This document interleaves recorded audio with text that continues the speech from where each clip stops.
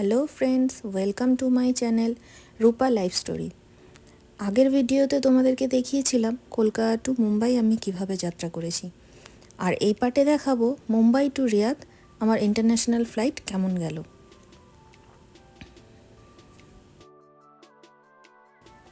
এখন যাচ্ছি ফ্লাইট থেকে নেমে এয়ারপোর্টের ভিতরে, ওখানে সিকিউরিটি চেক, তারপর ইমিগ্রেশন। এটা হলো মুম্বাই এয়ারপোর্টের ভিতরটা। এখানটায় সবাই দাঁড়িয়ে রয়েছে বেল্টে নিজেদের ব্যাগ কালেক্ট করার জন্য।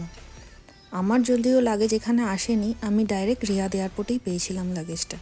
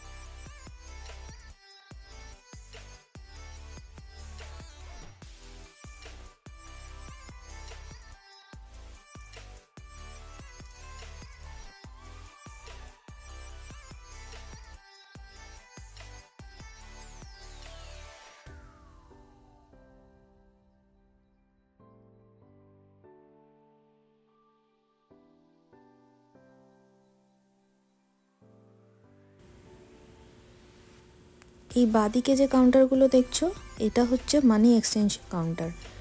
যে কোনো কান্ট্রির থেকে যারা আসে তারা এখানে এসে নিজেদের মতন মানি এক্সচেঞ্জ করে নিতে পারে।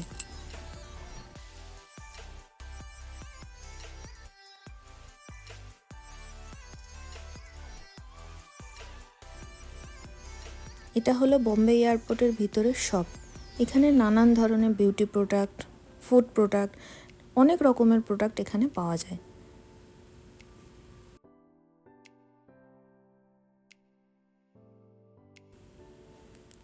এই যে এই পুরো এরিয়াটা যতদূর দেখলাম খুব সুন্দর জায়গাটা, বাট আমার কাছে টাইম খুব কম থাকার জন্য আমি আর ঘুরে দেখতে পারিনি। আমাকে আমার গেট নাম্বারের দিকে যেতে হয়েছিল।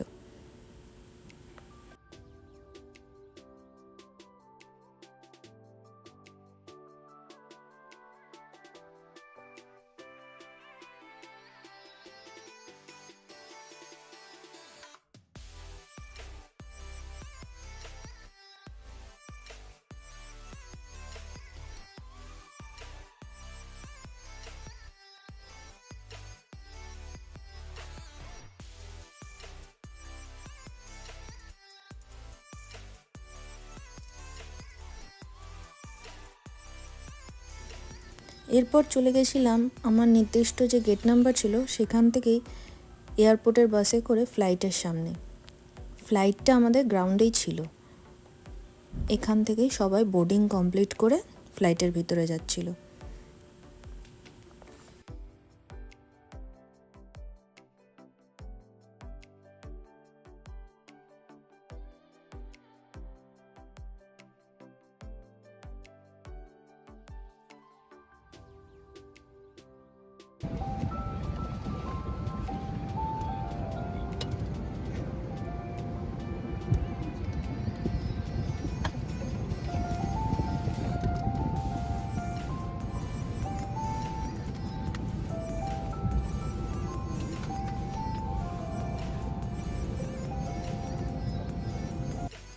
এরপরেই 4.5 ঘন্টার জার্নি কমপ্লিট করে পৌঁছে গেলাম রিয়াদ এয়ারপোর্টে।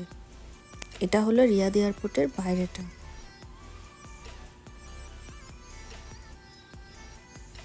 ভিতরের কোনো ফুটেজ নিইনি, তার কারণ আমি এখানকার এত রেস্ট্রিকশন বা কিছু আমার কোনো ইনফরমেশান নেই আমার কাছে ভিডিও করা যায় কি যায় না। এই জন্য ভিতরের কোনো ফুটেজ আমি নিতে পারিনি। এখান থেকে সবাই যে যার মতন ট্যাক্সি করে নির্দিষ্ট গন্তব্যে চলে যাচ্ছিল।